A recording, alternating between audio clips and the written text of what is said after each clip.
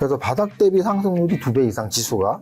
그리고 이격도가 현재 벌어져 있다는 점에서 꺾인다기보다는 네. 조심해야 되는 구간이라는 거죠. 그 얘기는 뭐냐면 삼성전자의 상승은 여러 가지 좋은 재료에 의해서 올라가는 힘이 있다면 아래로 미는 힘이 분명히 작용할 것이고요. 바닥 대비 올라갈수록 추세를 믿는 비중보다 바닥에서 끌어내리는 비중에 대한 위기 관리, 위험 의식을 좀 가져야 된다는 말씀 드리는 겁니다.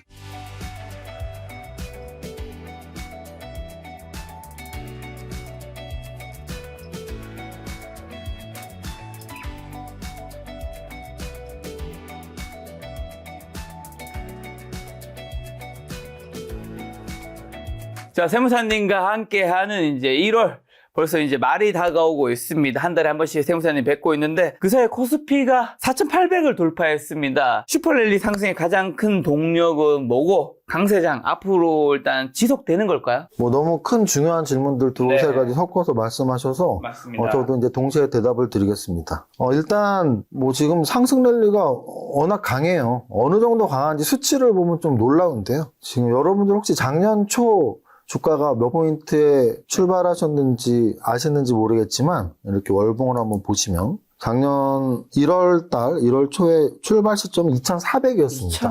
2,400. 근데 이제 지금 녹화일 기준으로 금요일 마감 지수가 4,800을 돌파했죠. 뭐 이거는 뭐 암산 누구나 할 수 있는 2,400 곱하기 2는 4,800이잖아요. 그래서 작년 1월 첫 거래일보다 지금 정확히 지수상으로 2배가 올랐고요.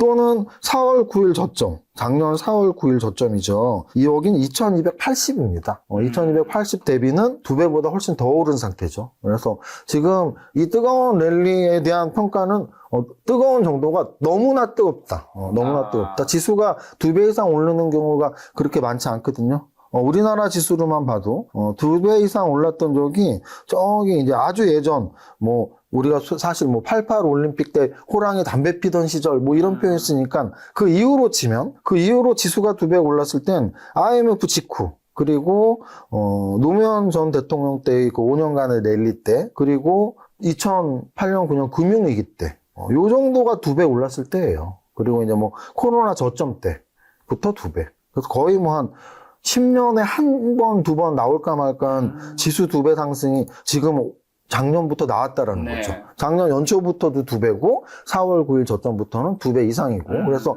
아주 팩트상으로는 지금 엄청 뜨거운 지수가 2배 이상 오르는 장이라는 표현이 아주 너무나 맞고요. 자, 그 다음 그러면은 이 랠리에 반도체의 상승이 얼마나 큰 영향을 미쳤냐? 굉장히 큰 영향을 미쳤죠. 반도체가 가장 크게 주요했다. 왜냐면은 이제 지수의 상승을 설명할 때 반도체를 빼고 말할 수 없습니다. 그 이유를 한번 볼까요? 아까 말씀드렸지만 작년에 거래소 지수가 75%가 올랐어요. 그리고 올해 들어서 거래소 지수가 14% 올랐습니다. 75%, 14% 기억하시고요. 자, 그런 시기에 과연 삼성전자는 얼마나 올랐냐 봤을 때 작년 1년 동안 125%, 75%와 125%, 그리고 올해 15%와 24%. 그래서 삼성전자가 작년에도 지수보다 더 강한 그리고 올해도 지수보다 더 강한 모습이 나왔고요. 자, 그 다음 SK하이닉스. SK하이닉스가 작년에 사실 삼성전자보다 훨씬 강했어요. SK하이닉스는 274%예요. 그래서 지수의 한 3배 정도가 훨씬 강했죠. 4배가 강했네요. 70 곱하기 47에 28이니까 지수보다 4배나 강했고요. 올해 들어서는 16%. 무슨 말이냐면 딱 지수 정도. 요거를 이제 어떤 식으로 해석할 수가 있냐면 월간의 상승률로 보면 사실 좀 더 정확하게 우리가 알 수 있는데요. 작년 상반기 때 작년 6월 이전 상반기 때까지는 지수보다 삼성전자, SK하이닉스는 지수보다 강했지만 삼성전자는 사실 지수보다 훨씬 약했습니다. 그래서 작년 상반기 또는 여름까지도 지수가 이렇게 좋은데 지수가 상승하는데 SK하이닉스는 지수보다 더 잘 움직이는데 삼성전자는 끝났어? 삼성그룹 끝났어? 이런 말씀 되게 많이 나왔었고요. 저도 어느 정도 동조했던 측면이 있습니다. 자, 그런데 하반기부터 요 장대 양봉이 중요한데 한 9월부터. 그래서 삼성전자가 9월, 10월, 그리고 12월, 올해 1월까지 지수보다 압도적으로 큰 상승이 나오고 있고요. 그거는 여러 가지가 엮여 있었던 것 같아요. 아마 제 기억에 요 9월부터의 상승이 아마 테슬라와의 협업 이야기가 한번 나왔었고요. 다들 기억하실 겁니다. 테슬라와의 협업 이야기가 나왔었고, 그리고 요 11월, 12월에 뭐가 나왔죠? 바로 젠슨황과 깐부치킨이 깐부치킨. 나왔었고, 이제 올해 들어서 삼성전자 또 CES 한번 나왔고, 그리고 HBM 쪽도 중요하지만 메모리 반도체 쪽도 지금 거의 슈퍼사이클이 들어왔다라는 기사들 또는 실적들 이렇게 발표 나오면서 삼성전자가 지수를 거의 이끌고 있고, SK하이닉스도 함께, 작년에는 SK하이닉스가 훨씬 네. 강했고 올해는 삼성전자가 또 좀 더 강한, 그래서 지금 지수에 대한 질문에 대한 대답은 지금 1년에 지수가 2배씩 오르는 건 굉장히 강한 시기이고, 그 이면에는 당연히 압도적으로 삼성전자, SK하이닉스가 앞에서 끌었고, 특히 하반기 올해 1월까지는 압도적으로 반도체가 끌고 있고요. 그리고 그럼 이런 현상이 계속 갈 것이냐? 이제 이거는 이제 미지 영역인 얘기죠. 우리가 주식을 볼 때 지금 제가 분석해드린 2배씩 오르는 건 굉장히 많이 오르는 거예요. 그리고 2배는 삼성전자, SK하이닉스가 지수보다 더 많이 올려주면서 좀 지수를 끌어올린 효과가 있습니다. 이런 건 지난 이야기고, 사실은 좀 주식을 저만큼 하루에 뭐 몇 시간씩 분석하시는 분들은 대부분 분석하실 수가 있고, 또는 분석을 못 하시는 분들은 저 같은 분석가의 이야기를 들으면 되는 거고요. 그런데 이제 앞으로 어떻게 될 건지에 대해서는 사실은 약간 예측의 측면이고요. 그 예측의 측면은 사실 누구나 말할 수 있죠. 쉽게. 어떻게 쉽게 말하냐면, 보세요. 제가 다시 한번 말씀드리지만, 작년에 2,400이었죠. 여러분들이 지금 뭐 구글링을 하시든 뭐 AI 물어보시든, 작년 12월 달, 1월 달에 증권사 리포트의 우리나라 거래소 코스피 200 지수에 대한, 코스피에 대한 지수 전망값 좀 보여줘봐. 이런 질문을 한다면, 아마도 보통 코스피 지수를 연초 지수니까 연초가 2,400이었잖아요. 그럼 제 예상은 보세요. 10% 위로 가면은 240이니까 뭐 한 2,700? 10% 아래로 가면 마이너스 240이면 한 2,100? 대부분의 증권사들이 2,100에서 2,700이라고 말했을 거예요. 좀 더 광범위하게 하면 뭐 2,800부터 2,800까지. 아마도 작년 연초에 3,000 간다라고 한 증권사는 거의 없을걸요? 왜? 2,400에서 3,000을 가려면 600에 올라야 되니까 거의 25% 정도의 상승이거든요. 또는 4,000 간다고 한 증권사는 눈 씻고 찾아봐도 없을걸요? 또는 모든 유튜버들 단 한 명도 없을걸요? 왜? 2,400에서 4,000 가려면 거의 아까 말씀드렸지만 70% 올라야 되거든요. 한 해 동안 70%가 오르리라고 예상하는 증권사가 없습니다.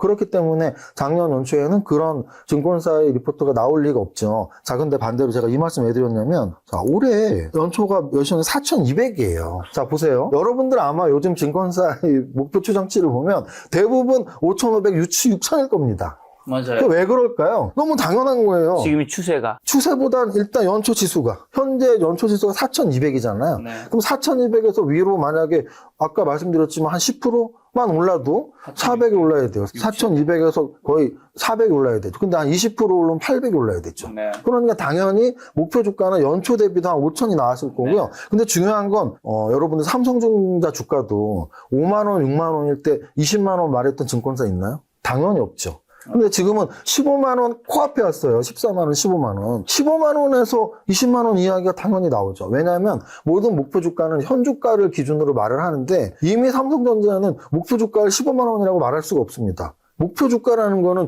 현 주가보다 얼마나 더 오르는 게 목표 주가인데, 이미 삼성전자는 15만 원에 와 있어요. 삼성전자 금요일 종가가 14만 8,900원 종가가. 그러면은 삼성전자의 주가 리포트를 내면서 삼성전자 목표 주가 15만 원. 말이 안 되죠. 그건 팔으란 얘기죠. 그건 목표 주가가 아니고 팔으란 얘기예요. 왜? 15만 원 다 왔으니까. 그래서 지금 제가 말씀드리고 싶은 건, 오늘 이후로 모든 증권사의 삼성전자 목표 주가는 20만 원 정도가 나올 거고요. 또 4,800까지 와 있는 코스피 200 우리 거래소 지수의 목표 주가는 10%만 올라도 5,500, 20% 오르면 6,000인 거예요. 그래서 대부분의 증권사의 목표 주가와 코스피 200 목표 수치가 계속 올라갈 겁니다. 그러면 이제 그걸 우리가 매일매일 받아들이면은 뭐 우리나라 주식 증시가 이제 6천도 가고 7천도 가고 만도 가야 되고, 삼성전자가 뭐 20만 원도 가고 30만 원도 가야 되는데 그걸 믿을 수는 없다. 그래서 이제 결국은 여러분들이 여러 가지 그런 증권사의 예측 리포트를 보시면서 이게 왜 올라가고 있는지, 현주가가 올라갔기 때문이고, 그 현주가가 여태까지는 왜 올라갔는지는 네. 아까 말씀드렸지만 지수가 2배 오르고 삼성전자의 최초의 엔비디아 향이 불발이 계속 됐었지만 테슬라 향, 그리고 젠슨왕과의 만남, 그리고 이제 메모리 반도체 쪽도 슈퍼사이클, 빅사이클이 들어왔다, 실적도 좋아졌다, 이런 것들에 의해서 오늘까지도 올랐지만, 이게 그런 것들이 반영이 5만 원에서 15만 원 3배 올랐는데 여기서 얼마나 더 갈지는 뭐 각자의 예측에 맡겨야 되고, 저는 이런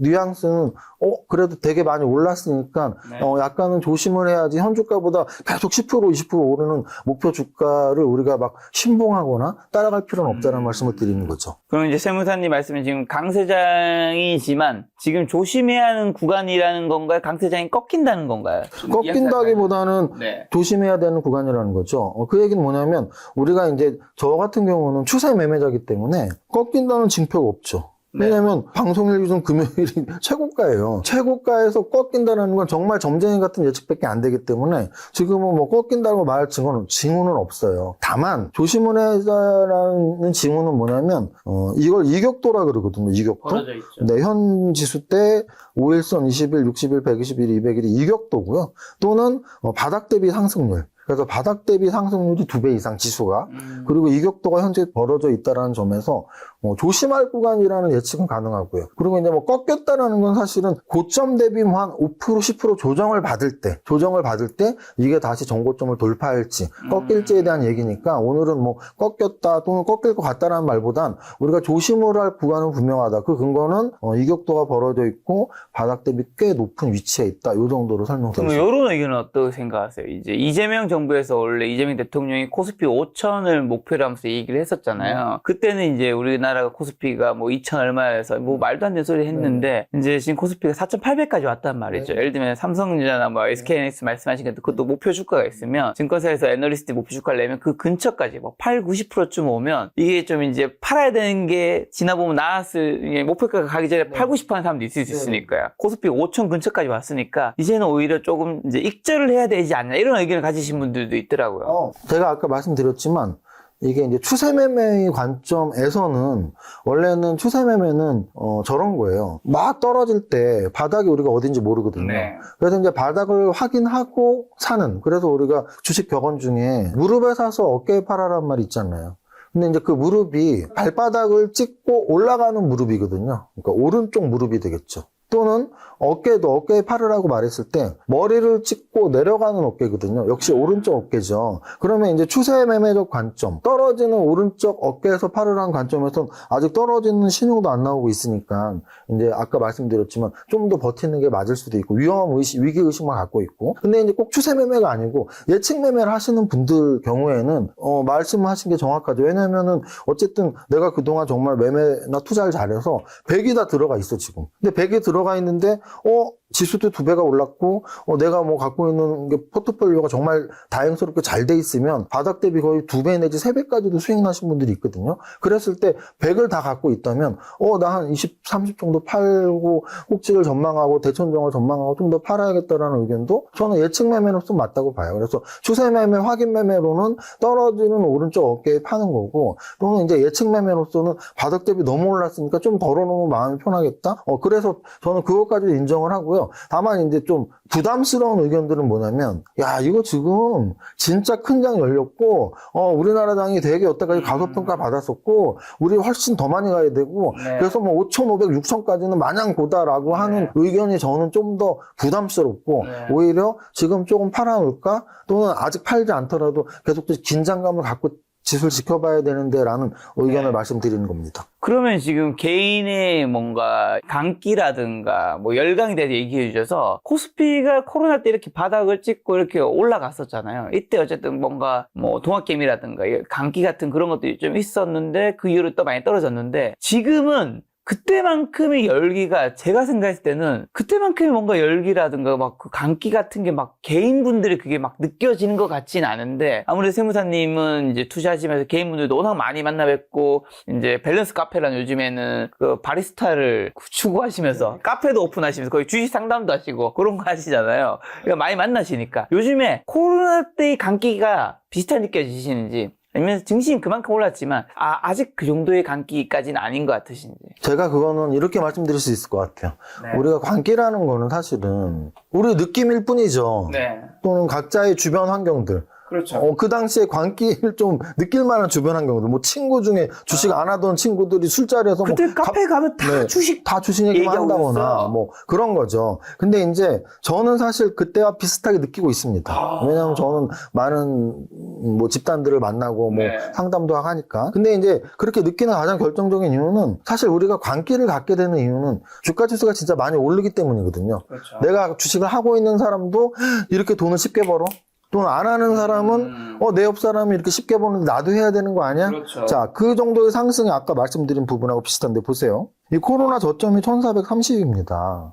근데 여기에서 이제 쭉쭉쭉 올라가요. 2800까지 이렇게 옵니다. 2800에서도 더 가서 3300까지. 근데 이 차트를 한번 보시면 요게 저점에서 요렇게 가다가 요렇게 조정을 한번 봤죠. 또 요렇게 가다가 이렇게 조정, 여기가 좀 이제 큰 조정이 한번 들어왔어요. 근데 이 조정을 보시면 여기가 이제 한 두세 달 정도의 조정이거든요. 한 8월, 9월쯤. 근데 요게 이제 직전 고점, 우리나라 역사적 신고가 코앞이거든요. 여기는 이제 차트가 되게 중요한데요. 여기가 우리 코로나 직전 고점이 2600 정도였어요. 네. 2500, 600. 근데 이제 요 2500, 600 앞에서 주춤하는 거죠. 이때 많은 사람들이 아이 설마 저기 가겠어. 아니면 코로나 때문에 우리 그때 2명 이상 밥도 못 먹고 10시 지나면 식당하고 술집 다 문 닫아서 집에 가야 되고 뭐 어디 현대차를 비롯한 전국의 자동차 공장들 다 폐업하고 그러면은 경기가 이렇게 안 좋은데 가겠어? 이때였거든요. 근데 요 2600을 돌파하니까 미친 듯이 가는 거죠. 미쳤습니다. 그래서 3000까지 가요, 3000.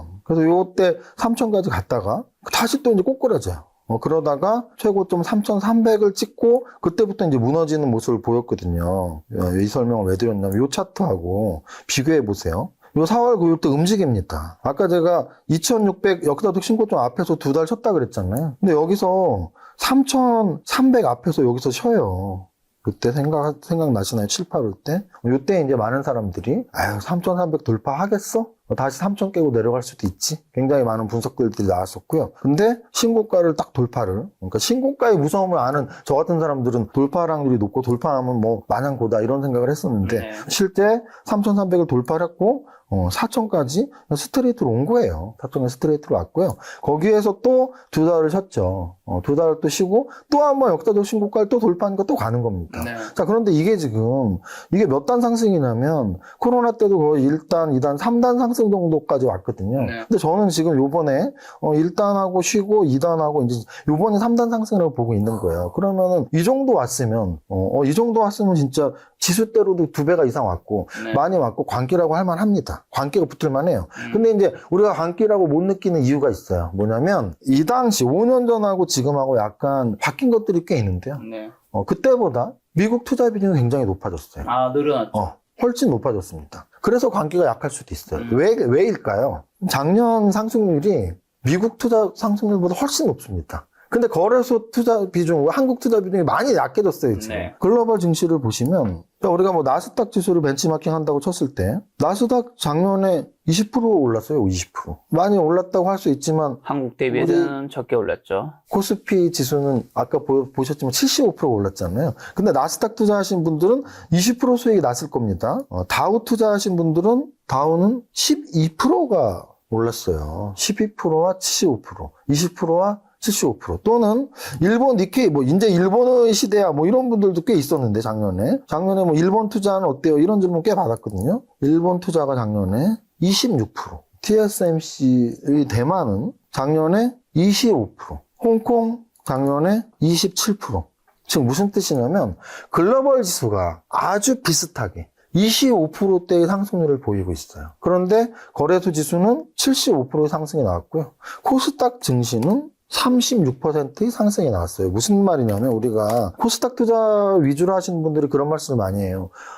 코스닥은 하나도 안 올랐어요. 하나도 안 올랐어요. 그런데 지금 방금 작년 1년 동안의 상승률을 봤지만 코스닥이 세계에서 평균값보다 훨씬 많이 올랐습니다. 지금 우리 주변의 주요 지수들, 미국, 일본, 대만, 홍콩, 우리나라를 둘러싸고 있는 주요 지수들이 네. 평균 25%의 상승이 나왔을 때 네. 코스닥의 35%, 거래소가 75% 상승이 나온 거죠. 그래서 이런 정도의 상승이 나왔는데도 불구하고 2020년보다 막 열광의 도가니 또는 이렇게 광란의 모습이 안 나오냐? 저는 두 가지로 말씀드리고 싶은데요. 첫 번째는 미국 투자 비중 또는 일본, 홍콩 투자 비중이 많이 늘어나면서 한국 투자 비중이 낮아졌기 때문에 나는 20%밖에 못 보는데 뭐 얼마나 광란이 나겠어요. 뭐 거래소 지수처럼 2배씩 올랐어야지. 거기다가 두 번째는 개인 투자자들은 코스닥 비중이 높거든요. 근데 거래소만큼 코스닥이 안 올랐으니까 상대적으로 약간 빈곤감을 느끼고 많이 올랐다는 생각을 못 하는 거죠. 그래서 어찌 보면 지수 상승만큼은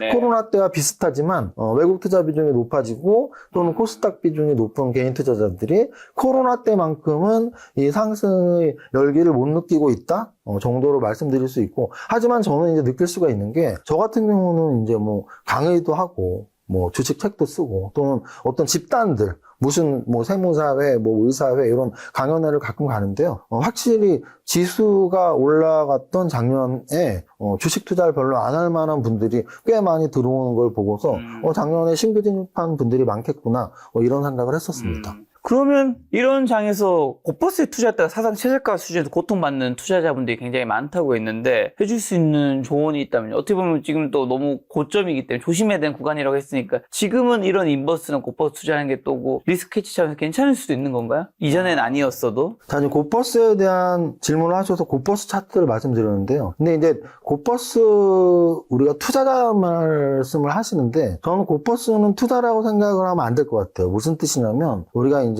저는 주식의 영역이 단기 매매의 영역이 있고 중장기 투자의 영역이 있다고 생각하거든요. 그럼 이제 중장기 투자는 뭐냐면 중장기 가치 투자라고 해요. 왜냐하면 가치가 늘어나면서 주가도 가치와 같은 방향으로 갈 것이고, 그러면 주식 투자의 가치는 상승을 기본으로 하는 거예요. 그럼 가치는 상승하니까 주가도 올라갈 것이고, 그래서 나는 장기 투자를 할 거야. 이게 장기 투자 가치 상승에 따른 주가 상승분을 내가 취하겠다는 겁니다. 자, 반대로 단기 매매는 뭐냐면 짧게 가격의 변동을 보고, 나는 이게 가치는 상관없지만 가격이 오를 때 내가 베팅을 해서 수익을 내겠다, 이 뜻이거든요. 자, 그럼 여러분들한테 한번 질문을 해보고 싶어요. 고버스가 투자일까요? 아니죠. 왜? 고버스는 하락을 예상하는 거거든요. 아까 말씀드렸지만 가치가 하락하거나 뭐 그런 거를 어떻게 예상하죠, 여러분들이? 기업의 가치가 하락하는 거는 시세의 변동으로 주가가 떨어질 수는 있지만 그 기업의 가치가 하락할 거라고 예상하는 거 아니에요.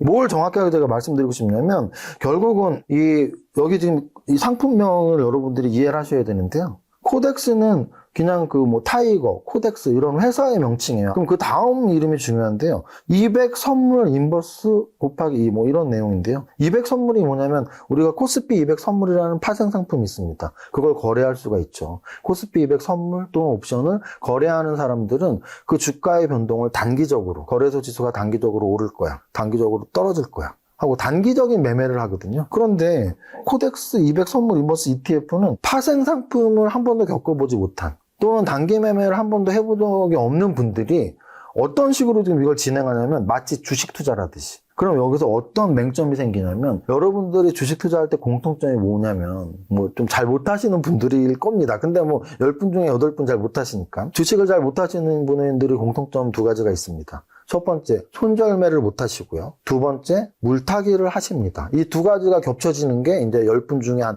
5분. 그리고 손절매를 못 하는 게 10분 중에 한 4분. 그리고 10분 중에 한 분이 손절매를 잘하고 물타기를 안 해서 좀 주식 투자에서 이제 승리를 거두시는 분이라고 이해하시면 돼요. 자, 그러면 보통 이분들이 파생 상품도 안 해봤고 주식을 잘 못하시는 분들이 고버스를 탔을 때 가장 큰 문제점은 뭐냐? 보세요. 이게 지금 작년 4월 9일이 고버스 상으로 우리 거래소 지수가 2200부터 움직였으니까 고버스 상으로 여기가 제일 고점이죠. 이 금액이 얼마나? 2700원이에요. 자, 2700원에서 지수가 계속 올랐잖아요. 그럼 얘는 계속 떨어졌겠죠, 당연히. 얼마까지 떨어졌냐면 400원까지 떨어졌다고요. 그러면 이때 일시적으로 사신 분들은 5분의 1 토막, 또는 1000원에 사신 분들은 2분의 1 토막 났죠. 자, 그런데 그게 중요한 게 아니에요. 물타기를 계속 하셨을 거라고. 내가 어떤 주식에 들어가서 보통 투자하시는 분들 중에 삼성전자, SK 하이닉스, 아니면 뭐 요즘 잘 나갔던 부산 에너빌리티, 뭐 하나 에어로스페이스 좋습니다. 뭐든지. 어떤 걸 샀을 때 물타기를 하거나 손절매를 안 했을 때 가장 큰 문제점은 뭐냐면 반의 반토막이 이렇게 나는 경우거든요. 근데 우리가 뭐 삼성전자가 반토막까지는 나봤지만 반의 반토막 나는 걸 경험한 적은 쉽지 않을 거예요. 그래서 우량한 대형주에 손절매를 못하고 물타기를 하는 건 그나마 뭐 망하는 길로 가지 않을 확률은 높아요. 그런데 추세를 중요하게 하는, 생각하는 이런 파생상품이 기초자산인 고퍼스의 파생상품을 해본 적도 없고 추세 매매에 대한 이해도 없고 손절매도 못하고 물타기만 하시는 분들이 들어가셨다? 그러면 이거는 아예 들어가면 안 되는 상품에 들어가는 거죠. 다시 한번 말씀드리지만 선물에 대한 이해는 추세 매매부터 시작되는 거고요. 추세 매매에서 가장 나쁜 거는 역추세에 걸렸을 때 손절매 못하는 거거든요. 근데 이거는 그런 개념 없이 주식 투자적 마인드로 아예 이건 가치는 올라가니까 그냥 사놓으면 괜찮아. 사놓고 물타기 해놓으면 평균 단가 낮아지니까 괜찮아 라고 생각하셨던 분들은 아예 뭐 버틸 수가 없는 수준이에요. 그래서 뭐 이미 하신 분들은 아마 제가 뭐 어떻게 하라고 해도 할 수 있는 상황이 아니고요. 아직 한 번도 안 해보신 분들은 다시 한번 말씀드리지만 주식 투자는 종목만 하시고요. 나는 떨어지는 쪽에도 걸고 싶어? 그럼 공부 제대로 하셔갖고 선물 공부도 하시고 옵션 공부도 하시고 파생상품 공부도 하셔야지 난 그런 거 없이 그냥 떨어지는데 돈 벌 거야 라는 마음으로 고퍼스에 투자하면 아까 제가 말씀드렸지만 기초가 안 돼 있기 때문에 주식 투자에 대한 그 기본 마인드가 뭐냐면 떨어지면 손절매 못해, 떨어지면 물타기해 그런 사고방식을 갖고서 고퍼스를 하신다면 100이면 100 손실의 나락률이 아주 높습니다. 네. 자, 이정윤 세무사님과 함께하고 있는 실전투자 마스터클래스 멤버십이 오픈한 지도 벌써 거의 한 6개월 정도 지났더라고요. 네. 제가 이 과정을 이제 작년 7월에 이제 김작가TV에서 그동안 멤버십 한 번도 하지 않다가 시작한 이유 중에 하나가 이정윤 세무사님께서 저한테 올해 장이 심상치 않다. 지금 장을 놓치면 안 될 것 같아서 사실 증시에서 뭔가 섹터라든가 종목도 중요하고 전문가도 중요하지만 이 강세장의 파도를 타는 건 너무 더 중요한 거잖아요. 그렇죠. 그 강세장의 파도를 타고 배를 운전해 주신 선장님을 잘 만나야 되는 거잖아요. 그래서 이정윤 세무사님과 함께하면 뭔가 더 큰 수익을 거둘 수 있지 않을까라고 생각했는데 작년 7월에 제가 살펴보니까 코스피가 3,000이었더라고요. 그리고 지금은 이제 4,800. 누구나 주식 투자했다면 돈을 벌었겠지만 아무래도 저희가 또 멤버십을 오픈해서 하다 보니까 여기에 들어오신 분들은 아무래도 주식 투자 비중이 좀 더 늘어났을 거잖아요. 그래서 그분들이 좀 수익을 거두셨을 것 같아서 저희 굉장히 기쁜 마음을 가지고 있는데요. 실전 투자 마스터 클래스 지금도 계속 절찬리에 진행 중인데 어떤 교육 과정들이 있나요? 우리가 주식 투자를 하려면 아침, 점심, 저녁으로 체크해야 될 것들이 있거든요. 그렇죠. 근데 여러분들 너무 바쁘잖아요. 그래서 제가 아침에 체크해야 될 것들, 점심에 체크해야 될 것들, 저녁에 체크해야 될 것들을 이렇게 요약해서 여러분들한테 정보를 보내드리고요. 그리고 특히나 그 정보들에는 오늘 또는 요즘에 어떤 업종들이 움직이고 있는지, 주도주, 대장주 라인은 어떤 게 있는지 그런 것들이 들어갑니다. 그러니까 구체적으로 뭐 사는지는 안 말해주냐. 한 달에 한 번씩 이번 달에는 이 16종목을 한번 보세요 하고 그렇죠. 16종목을 이렇게 제시를 해드립니다. 실제로 이제 실전 투자 마스터 클래스 12월에 오픈된 현대 오토웨버라든가 하이브 같은 종목들이 지금 12월에 오픈되고 지금 이제 한 달 조금 지났는데 60% 이상씩 굉장히 크게 상승했죠. 이 과정에서 조금 더 프리미엄 과정으로 오픈된 게 바로 포트폴리오 밀착관리 클래스인데요. 이 과정은 기본 과정보다 당연히 심화된 과정이고 좀 더 다양한 정보들이 제공될 텐데 어떤 것들이 좀 더 추가된 걸까요? 7월 초부터 이제 한 달에 16종목 종목 제시하는 과정이 생겼는데 한 3달 하다 보니까 제가 그래도 좀 보통 평균값보다 잘 맞추니까 그걸 이제 검증하신 회원님들이 한 달에 한 번씩 16종목 하는 게 좀 부족하다. 뭐 매일 하는 건 없냐. 근데 저는 뭐 주식을 한 30년을 했기 때문에 뭐 매일 종목 선정을 하는 연습을 늘 해왔죠. 그래서 뭐 할 수 있다. 그래서 이제 매일 하루에 한 종목씩 선정하는 반을 만든 겁니다. 그래서 포트폴리오 밀착관리 클래스의 핵심은 그날에 맞는 주도 업종을 찾고 그 주도 업종의 핵심 종목 한 종목을 선정하는 훈련들 그리고 무작정 매일 종목만 선정하면 그거 뭐 또 언제 포트폴리오 빼란 얘기야. 그래서 포트폴리오를 딱 8개로 결정을 해서 한 종목을 선정할 때 어떤 종목을 빼는 게 가장 포트폴리오 관리상 유리한지 그래서 정확히 말하면 하루에 한 종목 선정 8개의 포트폴리오 관리 요것들을 밀착 관리해드린다는 뜻입니다. 어떻게 보면 주식시장에 이제 코스피와 코스닥 합쳐서 2,000 몇백 개의 종목이 있는데 세무사님과 매일 한 개의 종목을 사고 파는 주식시장 그 개장부터 이제 마감까지 함께하는 시간이라고 보면 되겠네요. 실질금 성과는 어땠을까? 제가 한번 직접 찾아봤습니다. 세무사님과 친하다고 해서 이런 건 그냥 믿을 수 없지요. 당연히 코스피 벤치마크 지수를 바탕으로 했을 때 지난 한 4, 50일 동안에는 종목이 오픈된 거는 30개 정도였더라고요. 굉장히 두 가지 중요한 포인트가 있었는데 첫 번째는 많이 잃었다 생각할 수 있는 게 제가 생각했을 때 마이너스 20% 정도 지점을 한다면 마이너스 20% 미만으로 떨어진 종목 딱 한 개밖에 없었고요. 그리고 벤치마크 지수보다도 좀 더 많이 크게 오른 종목들이 한 5개 정도 있었습니다. 링크솔루션 70%, 현대오토웨버 114%, SB 비테크 뭐 32%, HVM 120%, 현대글로비스 43%. 이게 뭐 지난 1년 동안의 수익이 아니라 종목이 오픈된 건 12월부터 뭐 1월까지 이제 고작 한두 달밖에 안 됐는데 100%까지 난 종목들이 있다라는 거죠. 그래서 여러분들이 뭐 기본 과정에서 한 달에 16개의 종목을 함께 공부할 수도 있지만 프리미엄 과정에서 매일 한 개의 종목을 공부한다면 그 과정의 값이 당연히 기본 과정보다는 좀 비싸겠지만 그 값이 결코 수익률을 나중에 봤을 때는 비싸지 않은 수업이 될 수 있으리라고 생각합니다. 주식 투자에서의 성공은 두 가지를 잘해야 돼요. 종목 선정을 잘 하셔야 되고요. 또 하나는 언제 사고 언제 팔고 포트폴리오에 언제 넣고 언제 빼고를 잘 하셔야 되는데요. 그 두 가지 공부를 함께 하실 만한 믿을 만한 분이 별로 없으시다면 저와 함께 공부도 하고 또 수익도 나고 클래스라고 생각하시면 됩니다. 저는 특히 2026년 말에 세무사님과 함께 이 과정을 하면 좋겠다고 생각하는 게 작년 7월에는 이제 강세장에 뭔가 세무사님과 함께 하면 더 좋겠다는 생각이 들었고 올해는 세무사님이 이제 특히 성장주 투자를 강조하시는 분이고 그 중에서도 작년부터 로봇과 우주를 강조하셨던 분이잖아요. 근데 작년과 올해 이제 큰 사건이 있었던 게 작년에는 젠슨항이 우리나라에 와서 삼성과 현대차를 만나고 갔죠. 그리고 올해는 CES에서 현대차의 아틀라스로에 굉장히 빅히트를 끌었고 올해 또 일론 머스크의 스페이스X가 상장이 될 수도 있잖아요. 그 뜻은 올해 로봇과 우주 섹터가 정말 텐베거가 나올 수도 있는 이미 지금도 많이 올랐지만 앞으로 더 큰 상승장이 나올 수 있는데 그 상승장과 그 섹터의 세무사님이 이전부터 굉장히 크게 강조하셨던 분이라는 거죠. 저 같은 경우는 주식을 오래 하면서 좀 급등주 또는 뭐 텐베거 이런 종목들을 많이 잡는 훈련을 했고 그런 것들은 결국은 기술력이 바탕이 되고 그 기술력이 실적으로 연결이 되고 또 그 산업이 성장 산업으로 부각이 되는 그런 해에 이제 많이 오르는데 그게 바로 작년에 로봇이었고 올해 로봇, 자율주행, 스페이스X 이런 관련주들이 좀 움직임이 나올 거라고 생각을 해서 많이 준비를 하고 있습니다, 지금. 자, 세무사님과 함께하는 과정 여러분들이 듣고 싶으신 분들이랑 기본 과정과 프리미엄 클래스 저희가 다 고정 댓글 남겨놓을 테니까요. 고정 댓글에서 링크를 통해서 들어가시면 그 수업을 들으시고 여러분들이 올해 2026년 여러분의 계좌를 훨씬 더 빨갛게 만들 수 있지 않을까 싶습니다.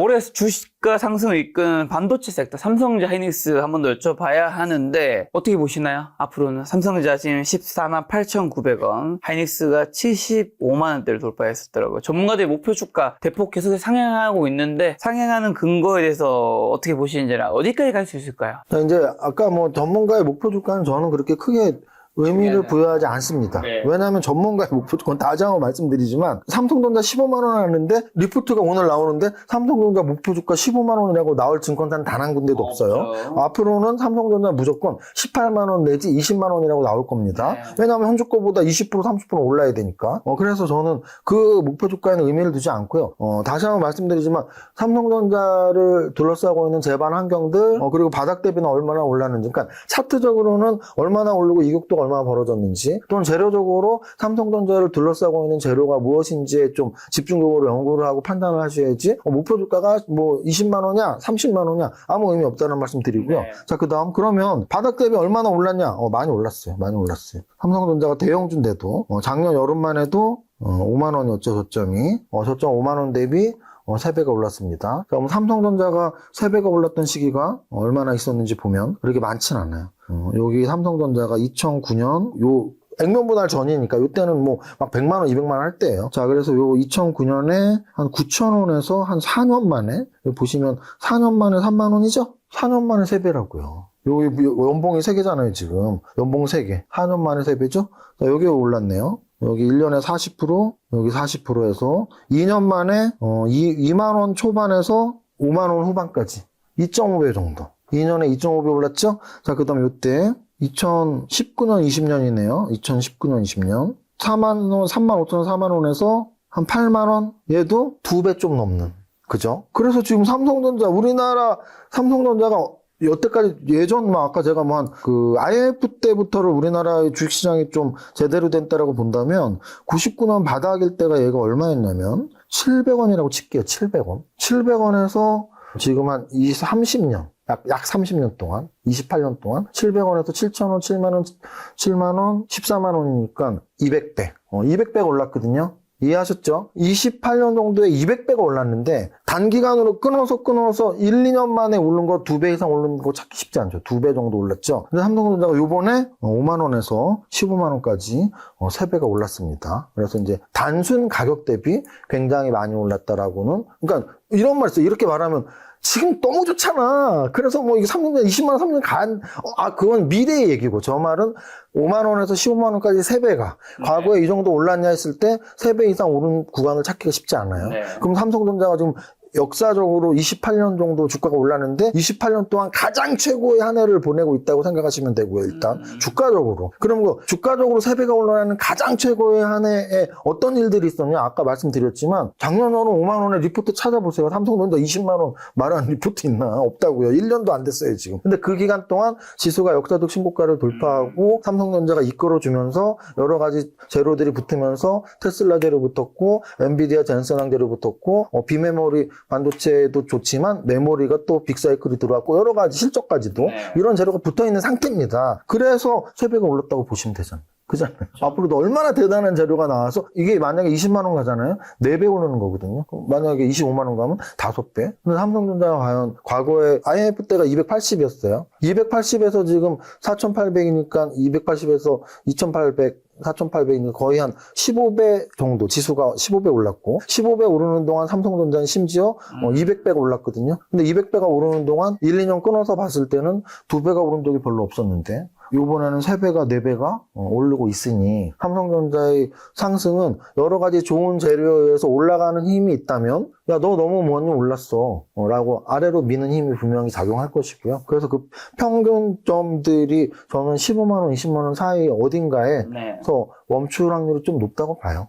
아무리 삼성전자가 앞으로 좋은 재료가 나와도 야, 5만 원에서 산 또는 10만 원에서 산 기관들 외국인들이 목표 수치가 분명히 있을 거기 때문에 좀 이익 실현 매물량들이 나올 확률도 있고, 그래서 그런 개념으로 말씀드리고요. 하이닉스 마찬가지인가요? 하이닉스는 더더욱 마찬가지죠. 왜냐하면 하이닉스 같은 경우는 작년에 너무 많이 올라갔고, 작년에 보시면은 274% 올랐죠. 그래서 작년 저점 17만 원 대비로 본다면 지금 한 5배 정도, 우리나라 시가총액 2위가 5배가 올랐죠. 지수가 2배 조금 더 오르는 사이에 우리나라 시가총액이 5배 이상이 올라서 어쨌든 가격 대비는 분명히 부담이 있다는 얘기예요. 근데 이제 가격대로는 부담이 있는데 재료 가치로서는 좀 더 재료가 훈풍이 계속 불고 있는 이유는 AI 혁명 시대가 계속되기 때문입니다. 결국 AI 혁명의 시기에 우리나라 거래소 삼성전자와 SK하이닉스를 이끌고 있는 건 세계적인 AI 붐, 그리고 데이터 센터 향, 그런 수요들, 그리고 실제로 우리나라 반도체 기업뿐 아니라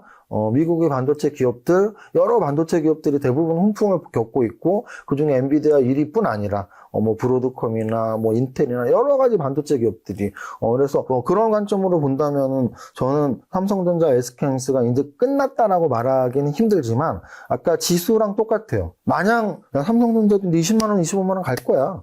SK하이닉스도 100만 닉스? 100만 하이닉스인가? 100만 닉스? 말도 잘 붙입니다. 그래서 이제 10만 전자에서 20만 전자, SK하이닉스는 100만 닉스, 이런 말 잘 붙이는데, 거기에 현혹되진 말자. 어떤 목표 주가나 목표 수치에 현혹되진 말자. 오히려 목표 수치가 계속 높게 나올수록 바닥 대비 진짜 많이 올랐네라는 긴장감을 갖고 있는 건 너무 당연하다. 그래서 지금은 저는 그런 생각을 해요.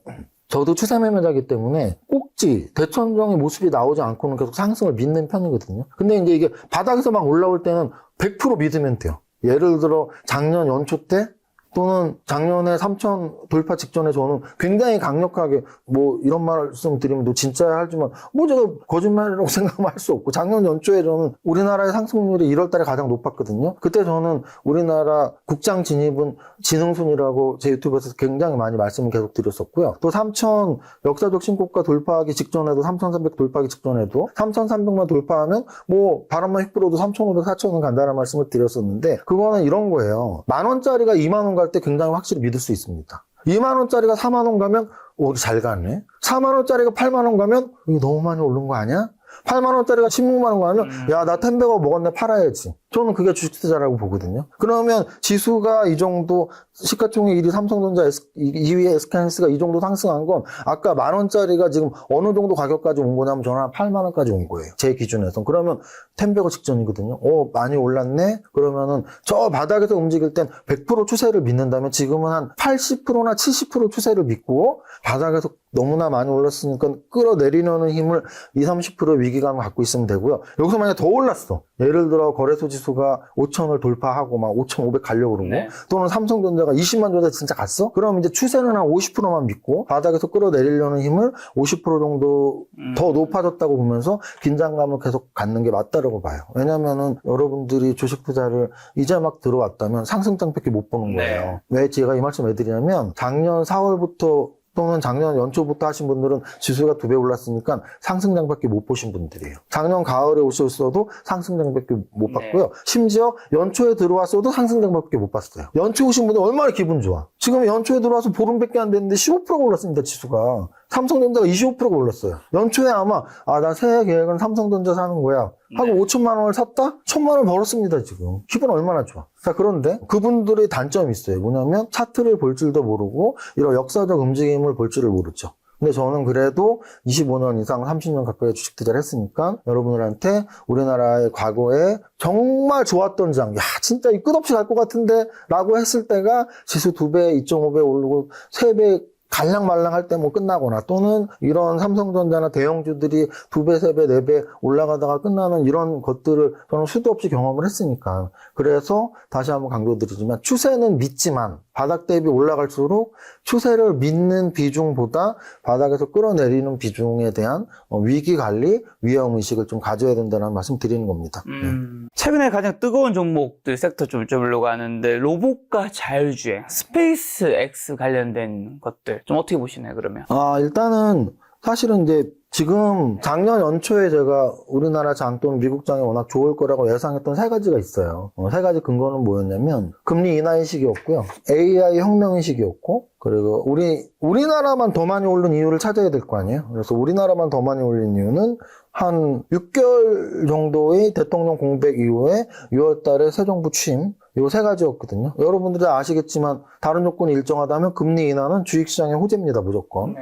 그다음 2번째. 여러분들이 아시겠지만 경제학상으로 기술혁신, 기술혁명은 공급 곡선을 우측으로 이동시키기 때문에 당연히 경제를 가장 크게 발전하기 위한 원동력은 기술혁신인데 네. 지금은 AI 기술 혁명 시기이기 때문에 당연히 호재예요. 그리고 3번째, 작년에 6월에 새 정부 출범, 뭐 어느 당이 출범하든 어느 대통령이 출범하든 정치적인 이야기를 빼더라도 우리나라 지수상으로 5년 단임제에서 사실은 새 정부 출범은 역사적으로 첫 해, 두째 에 굉장히 주가 상승을 높이게 하는 원동력이었거든요. 우리나라 대통령 단임제 5년이 시작된 게 언제였죠? 여러분들 기억하시나요? 노태우 정부입니다. 그 전에 전두환 전 대통령 때는 뭐 장기 집권을 했었고 노태우 전 정부 때부터 5년 단임제가 이제 시작된 거거든요. 그때부터 한번 볼까요? 그럼 노태우 전 정부는 몇 년도에 시작했냐면 우리나라 호랑이 담배 피던 88년도에 시작했어요. 보시면 여기가 1988년도죠. 1년 동안에 72%가 올랐어요. 자, 이게 제가 이제 뭘 강조하는 거냐면, 우리나라 대통령 5년 단임제에서 첫째, 두째 해의 상승 확률과 또는 넷째, 다섯째 해의 하락 확률을 보시면 정말 잘 들어맞아요. 100%는 아니지만 거의 80% 이상의 확률을 보세요. 이게 첫 해잖아요, 첫 해. 첫 해, 두째는 조정받았지만 첫 해에는 78%는 굉장히 높은 상승률이죠. 그 다음 셋째, 넷째 이렇게 빠집니다. 다섯째에서 약간 살짝 들어올렸고. 자, 노태우 전 정부 다음이 누구죠? 김영삼 전 대통령이죠. 요게 이제 93년이 첫 해겠네요. 그죠? 5년에 한 번씩이니까. 첫 해에 27% 상승, 둘째 해에 18% 상승해서 첫 해, 둘째 해 50% 이상이 올랐어요. 네. 근데 다시 셋째, 넷째, 다섯째. 요 다섯째까지가 바로 IMF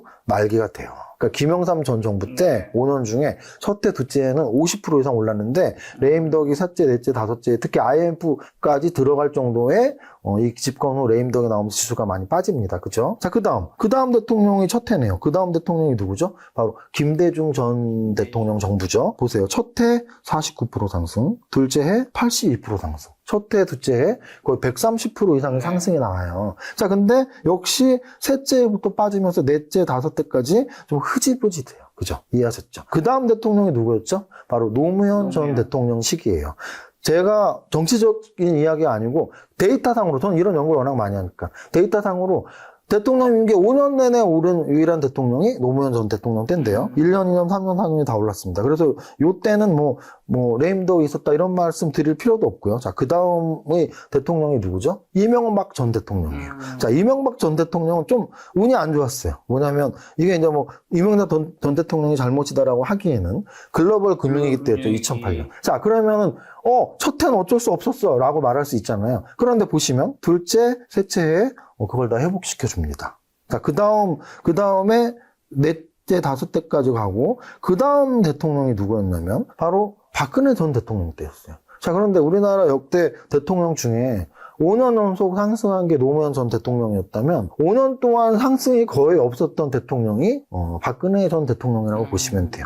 그래서 박근혜 전 대통령 때는 좀 일본에 잃어버린 10년 있다면 우리 잃어버린 5년, 잃어버린 6년 이런 박스피라고 굉장히 놀림을 받던 때가 이때입니다. 전혀 움직임이 없어요.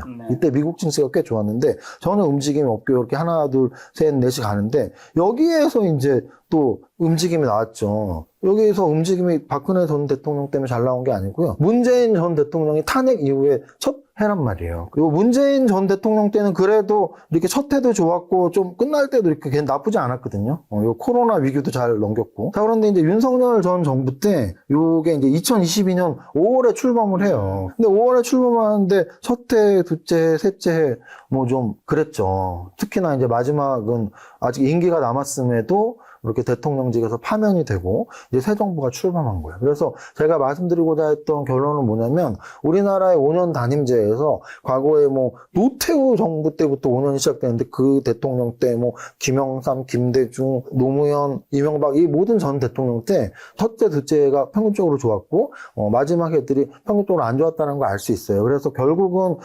그런 관점에서 저는 작년에 6월에 새 정부 출범에 대한 기대감이 굉장히 컸었어요. 근데 실제로 우리나라 주식시장이 세계에서 가장 잘 달렸던 건 저는 두 가지 복합 산물이라고 봐요. 뭐냐면 작년 6월에 새 정부가 출범해서 이쪽 주식시장에 좀 많이 화랑의 요소들인 정책들을 쌓아 놓았던 것들. 네. 그리고 두 번째는 그 전에 원래 글로벌 경기들은 2024년도에 다 우상향을 했거든요. 근데 우리나라만 여러 가지 금투세 문제도 있었고 또는 연말에 정치 불안, 대통령의 계엄 사태 이런 여러 가지 불안 요소들이 있어서 우리나라가 못 간 거에 대한 보상 심리 그 두 가지가 결합됐다고 봐요. 우리나라가 못 간 보상 심리 그리고 새 정부에 대한 기대감 실제 그 기대감에 100%는 아니겠지만 70-80% 충족하는 정책적인 내용들 그래서 이런 것들 때문에 작년에 지수가 많이 오른 거죠. 자, 그래서 제가 지금 말씀드리고 싶은 핵심은 뭐냐면 작년에 이렇게 상승의 요소들이 있었단 말이죠. 네. 근데 그 중에 이제 하나하나 해석을 해보면 올해는 뭐가 달라졌는지 보면 돼요. 올해는 그러면 금리 인하? 작년에 연결이죠. 왜냐하면 금리 인하가 계속되는 시기니까. 그리고 AI 혁명의 시기 역시 이어지고 있어요. 근데 이제 새 정부에 대한 기대감은 어쨌든 정책 기대감은 조금씩 완화될 수밖에 없죠. 왜냐하면 새 정부 막 시작했을 때가 최고니까 이제 그 최고치보다는 조금씩 떨어질 겁니다. 자, 그랬을 때 중요한 건 기술주 성장주의 시대가 계속될 거냐의 문제에서 저는 계속될 확률이 굉장히 커지는 거죠. 그 이유를 말씀드릴게요. 새 정부에 대한 정책 기대감에서 사실 새 정부에서 좀 끌어올고 밀었던 건 어떤 쪽이냐면 일부러 그렇지는 않았겠지만 상법 개정안이었어요. 왜냐하면 정부 또는 정책이라는 게 법으로 다룰 수 있는 거니까 이 상법 개정안이었고, 그래서 상법 개정안의 수혜주들이 누구나 알다시피 네. 지주사랑 금융주였단 말이죠. 근데 이제 아까 말씀드렸지만 정부 정책은 조금씩 이제 주식시장에 미치는 영향이 적어질 것이고요. 네. 자, 그 반면에 AI 혁명 시기에 가장 수혜를 받는 쪽은 당연히 반도체랄지 네. 또는 반도체 또는 뭐 전력기기 뭐 이런 쪽이었을 거고요. 그리고 금리 인하의 수혜를 받는 쪽은 지금 당장 수익이 없는 기술주들이거든요. 이거는 이제 여러분들이 늘 아시겠지만 제로금리 시기를 생각하시면 돼요. 우리 제로금리 시기에도 뭐 네이버, 카카오 같은 종목들이 움직였고 제약바이오들이 움직였던 이유는 금리가 없을 때는 지금 실적보다는 미래의 실적이 큰 회사들이 움직이는 거거든요. 그랬을 때 지금 금리 인하의 시기에 딱 맞아떨어지는, 금리 인하의 시기와 AI 혁명 시대에 맞아떨어지는 업종들을 찾으라면 일단 지금은 수익이 좀 없지만 미래의 이익이 커지는 이런 회사들이죠. 근데 그런 회사들 중에 작년에 이미 하나 움직인 게 있어요. 로봇입니다. 로봇은 작년 하반기 11, 12월에 네. 굉장히 많은 상승률이 나왔고요. 실제로 작년에 1월 1일부터 12월 31일까지 1년 동안 가장 많이 오른 종목 혹시 아시나요, 김 작가님은? 여기 오신 전문가님 중에 그런 거를 분석해 주시는 뭐가 제일 많이 분 올랐죠? 없나요? 저는 이제 저는 사실은 저런 거예요. 그때 제가 제일 했던 게 어디 수석한 친구인가? 취미가 뭐예요? 심심할 때 뭐예요? 그랬더니 심심할 때 수학 문제 푼대. 실화로 제가 그 인터뷰 들었던 네. 기억이 났어. 근데 저는 이제 요즘에 이제 나이가 좀 들어서 체력도 딸리고 막 심심할 때 막 HTS를 보진 않지만 진짜 조금만 젊었을 때만 해도 HTS 이 메뉴 저 메뉴 다 해집고 다녀보고 봤거든요. 네. 근데 제가 재밌어하는 메뉴가 뭐냐면 기준일 대비 상승률을 저는 되게 좋아하는데요. 기준일 대비 상승률이라는 게 뭐냐면 작년 1월 1일부터 작년 1월 1일부터 작년 12월 31일까지 뭐가 제일 많이 올랐어? 이렇게 보는 거죠. 뭐가 제일 많이 올랐어? 12월 31일까지 뭐가 제일 많이 올랐어? 이겁니다. 원익홀딩스. 네. 자, 그러면 이런 거를 보는 사람과 안 보는 사람 어떤 차이가 있냐? 안 보는 사람은 그렇게 생각해요. 삼성전자 2배 올라갔으니까 최고야. 아니면 조방원이 최고야. 이렇게 생각합니다. 네. 왜냐면은 우리 이미지가 그거거든요. 보통의 분들은 자기가 갖고 있는 주식만 봐요. 그러면 작년에 삼성전자 갖고 있는 분들은 2배 올랐으니까 최고야. 또는 조방원 3배 올랐으니까 최고야. 근데 이렇게 보시면은 작년 1월부터 12월까지 순위가 나오거든요. 그럼 보세요. 작년에 16배 오른 종목이 있습니다. 원익홀딩스. 이게 무슨 관련주일까요? 로봇 관련주예요. 로봇 관련주. 원익홀딩스의 자회사에 원익로보틱스가 있거든요. 로봇 관련주. 그 다음 시어스 테크놀로지는 뭘까요? 의료 AI 관련주. 의료 AI. 작년에 의료 AI 관련주들이 꽤 많이 올랐습니다. 네. 자, 그 다음 동안고속은 뭘까요? 여기 밑에 천일고속도 있는데 네.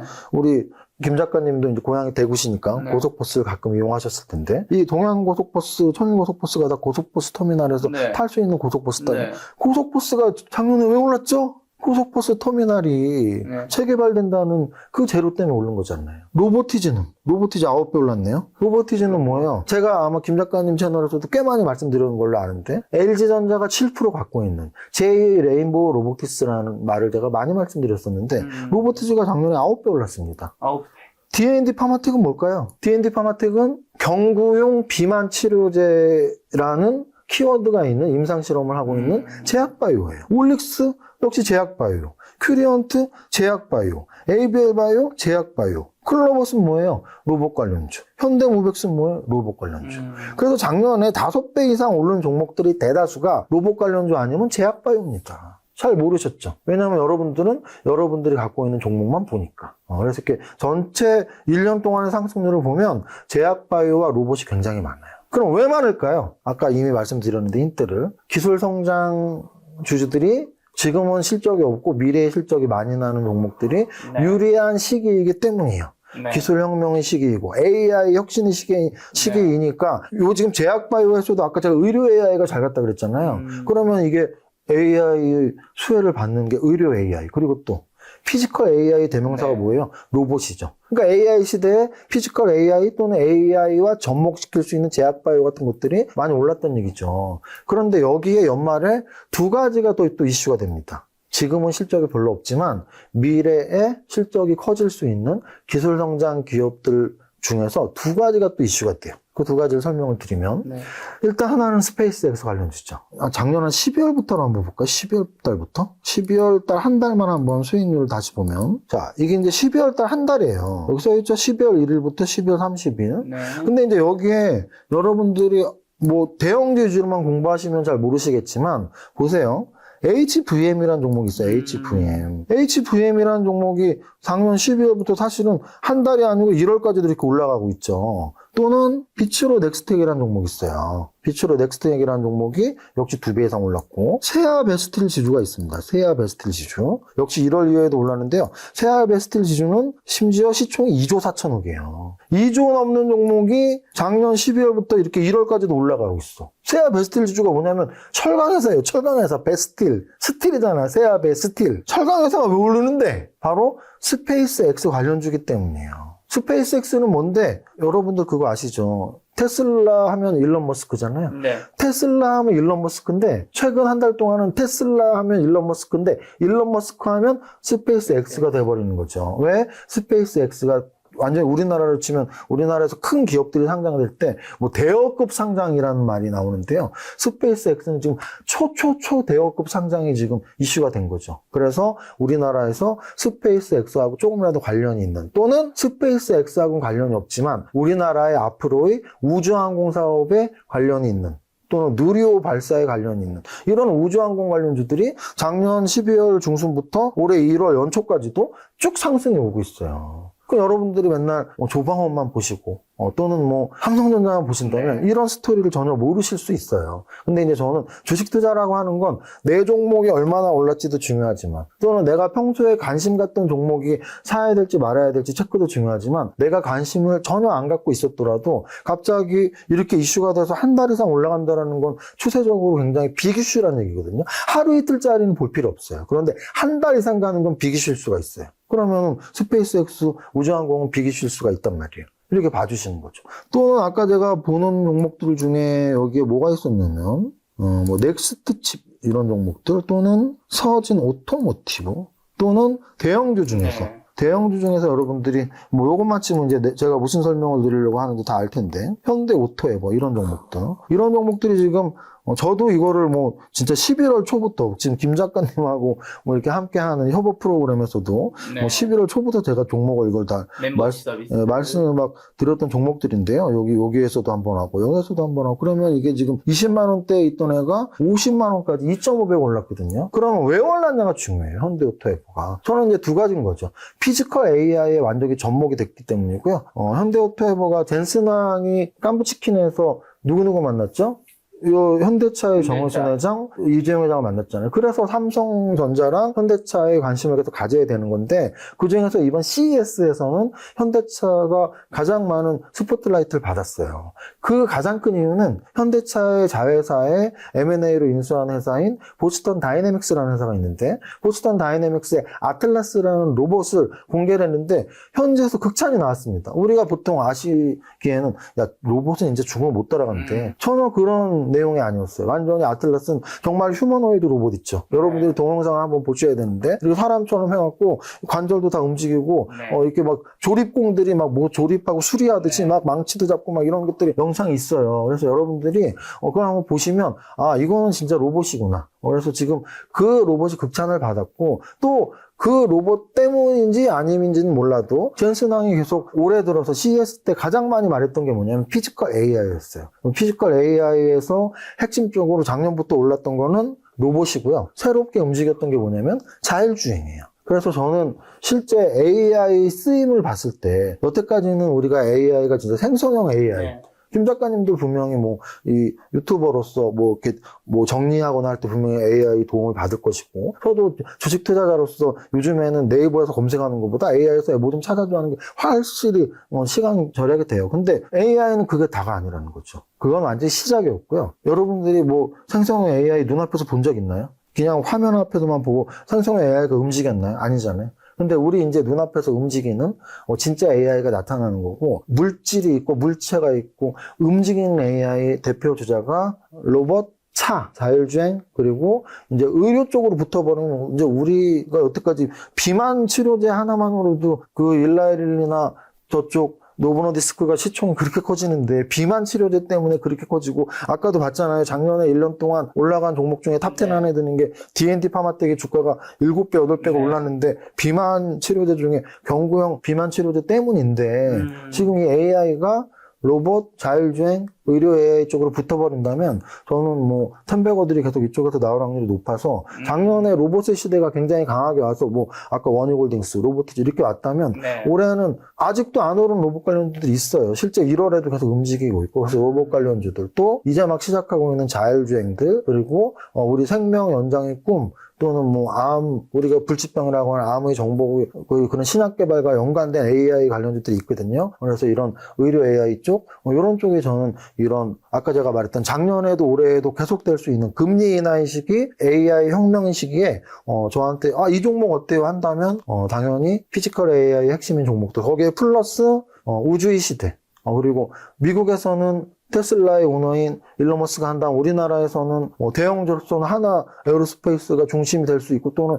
여러 가지 중소형주들이 스페이스 X와의 관련 또는 우리나라에서 느려와의 관련 새로운 개발들 이런 것들이 나오면서 이런 기술주들이 올해 계속 주목을 받아야 되지 않나 싶습니다. 그럼 올해 이제 사야 할 유망 섹터로 한다면 우주라든가 자율주행과 로봇과 의료 AI, 피지컬 AI 이 중에서 뭐 찾아봐야 한다는 건가요? 저는 그렇게 생각합니다. 반도체는 조금 많이 올랐다는 건가요? 제가 작년 연말에 제 유튜브에서 이렇게 노래를 불러준 게 있어요. 왜냐면 이제 조방원 했잖아요. 근데 저는 작년 가을부터는 조방원보다 이쪽이다라고 생각해서 반전로제 막 이렇게 노래를 불러줬거든요. 반전로제요? 우리가 보통 아파트 하잖아요. 아파트를 부른 가수가 로제잖아요. 로제의 아파트 할 때 아파트 하는 것처럼 반전로제 이렇게 했는데 그게 뭐 약재였냐면 로제가 이제 로봇과 제약바이오입니다.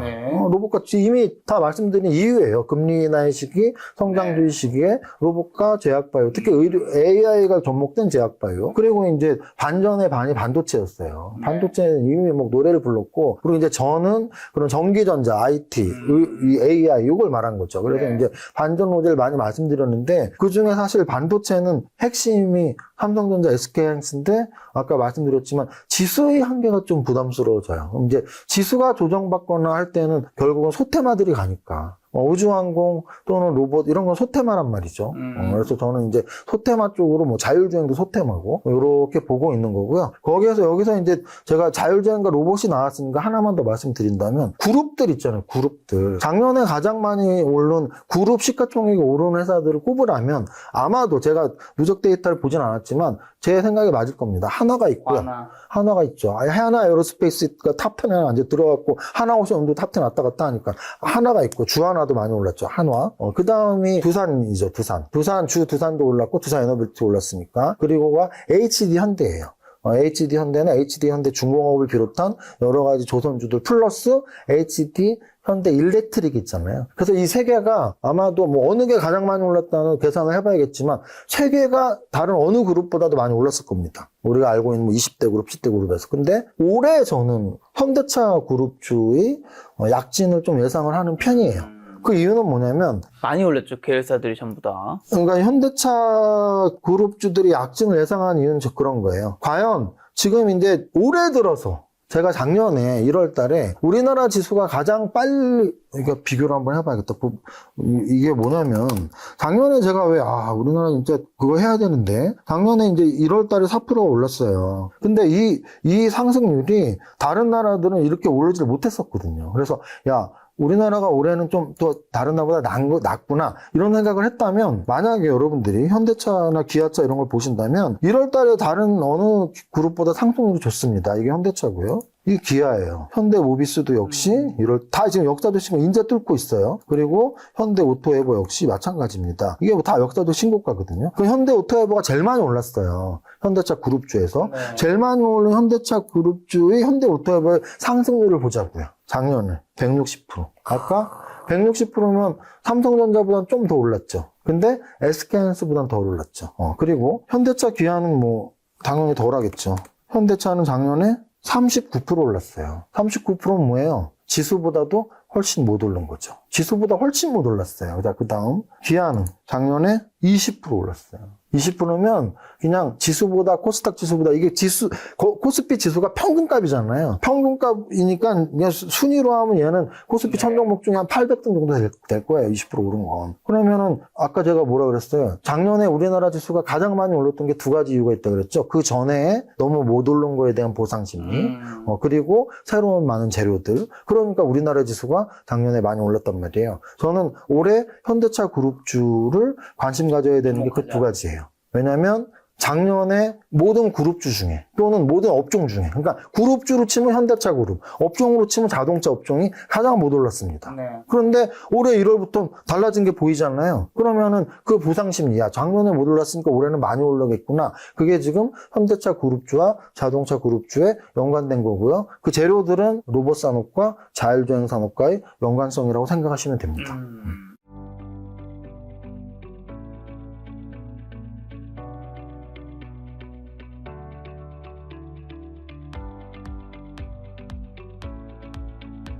자, 그럼 자율주행과 로봇으로 현대차 그룹 계열사를 좋게 보셨는데, 로봇에는 사실 레인보틱스라는 거, 두산 로보틱스는 로보티즈, 이쪽도 따로 있잖아요. 네. 이 두 개 다 좋게 보시는 건지, 아니면 현대차가 요즘에 또 CES, 아트라스 이후로 많이 좀 떴으니까, 로봇에서는 이제 이쪽 현대차를 좀 더 많이 봐도 되는 건지. 김 작가님께서 이제 로봇 관련주에 대해서 이제 전반적으로 뭐 질문을 하신 거니까 제가 이제 시총이 높은 애들 위주로 말씀을 드릴게요. 여기 이제 레인보우 로보틱스가 어찌 보면 뭐 현대오토에보나 현대차 그룹주를 제외한다면 현재 시총 1위예요. 이게 이제 9조짜리. 근데 9조짜리인데 작년에 얼마 올랐냐? 그러면 작년에 189%가 올랐습니다. 그러니까 많이 올랐어요. 근데 로봇 관련주의 평균값보다는 사실은 약간 덜 올랐다고 볼 수도 있는데 한번 보실게요. 레인보우 로보틱스가 9조짜리인데 그 아래에 또 로봇 관련주가 뭐가 있냐면 여기 있죠. 로보티즈가 있죠. 로보티즈 3조 7천억짜리. 이게 이제 아까 말씀드렸지만 1000%가 올랐어요, 작년에. 그러면은 로보티즈가 지금 시총이 얼마냐면은 시총이 3조 8천억이잖아요. 그럼 작년 초에 얼마였단 얘기예요? 3천억짜리였단 얘기죠. 3천억짜리가 3조 8천억이 됐고 레인보우 로보틱스는 지금 9조니까 작년에 한 3조짜리가 9조가 된 거예요. 3조짜리는 9조가 됐고 3천억짜리는 3조가 됐어요. 자, 그 다음 또 로봇 관련주가 이게 뭐가 있어요? 원익홀딩스가 있죠? 얘가 3조 2천억이에요. 3조 2천억인데 작년에 1800% 올랐대요. 그러면은 원익홀딩스는 얼마에서 움직일 걸까요? 1800억, 2천억 정도. 1800억, 2천억이 3조. 이런 게 무궁무진해요. 현대무백스 작년에 450%. 그럼 얘도 3조니까 작년에 한 5천억? 레인보우 로보틱스만 지금 시총이 그렇게 큰 게 아니고 1조 이상 로봇 관련주들이 엄청 많아진 거예요. SPG가 또 대표적인 로봇 관련주죠. SPG가 2조짜리인데요, 지금. 작년에 역시 247%. 그러면 한 7천억에서 움직인 거죠. 자, 그래서 제가 말씀드리고 싶은 건 이미 막 2조, 3조 올라온 로봇 관련주들이 수두룩 빡빡해, 지금. 근데 그것들이 작년에는 3천억, 5천억. 그럼 올해 또 로봇 관련주들 중에 3천억, 5천억에 있는 애들이 1조 이상 가량으로 저는 있다고 봐요. 그게 무슨 의미냐면, 자, 이게 이제 여러분들이 생각하셔야 될 게, 이게 기술주들의 장점이에요. 뭐냐면, 우리가 어떤 업종들이 비슷하게 움직이는 애들이 있어요. 그 업황에 따라서. 반도체도 사실 업황에 따라 움직입니다. 반도체. 또는 뭐 의류주들이나 의류 업황들. 또는 화학주들 특히. 요즘 뭐 화학주들 다 죽었잖아요. 화학주 중에 나 혼자 잘났다는 애는 있나요? 2차 전지 역시 업황이야. 비슷한 걸 만드니까. 제가 말씀드리는 게 뭐냐면 비슷한 걸 만들지 않는 업황이 뭐가 있을까요? 제약바이오. 제약바이오는 각자 신약 개발하는 거잖아요. 그래서 제약바이오는 업황이 좋다보단 스타 종목에 뭐가 나오느냐가 되게 중요해요. 근데 저는 로봇도 비슷하다고 보거든요. 로봇이 사실 레인보우 로보틱스가 제일 먼저 움직였거든, 혼자서. 휴머노이드 1세대로 삼성전자에서 지분 투자했어. 그럼 혼자 막 갔어. 그 다음 로보티즈가 또 혼자 막 갔어. 그러더니 원익홀딩스 가고, 그냥 뭐 자기들 갈 일 있을 때 가는 거야. 근데 걔네들이 간다고 로봇 관련 다 가냐? 그렇지 않아요. 못 가는 애들은 못 가. 그래서 저는 이런 주가 차별화가 좀 심한 업종이 이런 기술주, 업황을 타지 않고 기술 성장 기업으로 상장된 각자의 기술들이 다른 기술주들은 이렇게 개별 재료로서 가는 경우가 많은데, 그래서 저는 로봇이 작년에도 움직였지만, 뭐, 레인보우 로보틱스가 3조에서 9조 갈 때 3천억에서 3조 간 애도 있고, 뭐 7천억에서 2조 간 애도 있고, 근데 아예 3천억짜리 못 간 애도 있고, 그럼 올해는 또 못 간 애들 중에 어떤 새로운 기술이나 새로운 재료들에 힘입어서 또 이렇게 템베거가 나올 수도 있으니까 아까 질문하신 것처럼 뭐 현대차 관련 로봇 관련 좀 한번 봐야 되냐 그렇지는 않다라고 말씀을 드리는 겁니다. 네. 자, 엔터는요, 그러면? 엔터는 사실은 요즘 좀 제가 원래 이제 이런 기술 성장 기업부에서 엔터 게임주를 되게 좋아해요.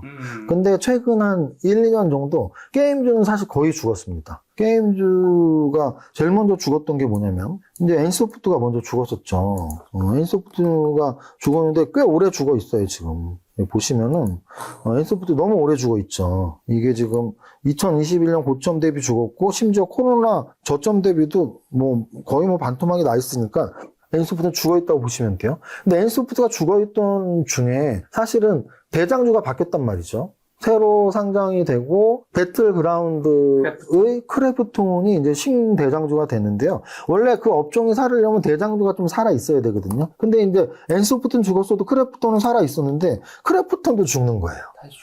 크래프톤이 죽었죠. 그래서 2024년, 2025년 중반까지도 좋았는데 지금 죽은 지 한 6개월 이상이 돼요. 그래서 게임즈는 꽤 오래 죽어 있다. 그러면 이제 저 같은 경우는 추세 매매자니까 게임은 각자의 이 게임 그 흥행 요소에 따라 좀 달라요. 그래서 올해 뭐 과거에 NC소프트 리니지 또는 크래프톤의 배틀그라운드처럼 굉장히 뭐 대단한 게임이 뭐 하나 나와서 좀 이렇게 전반적으로 활성화될지는 지켜봐야 되지만 아직까지는 이렇게 좀 새롭게 뜨는 종목은 없다. 자, 그런데 엔터는 요즘 나쁘지 않은 움직임을 보이고 있는 거죠. 대표적인 엔터가 이제 하이브인데요.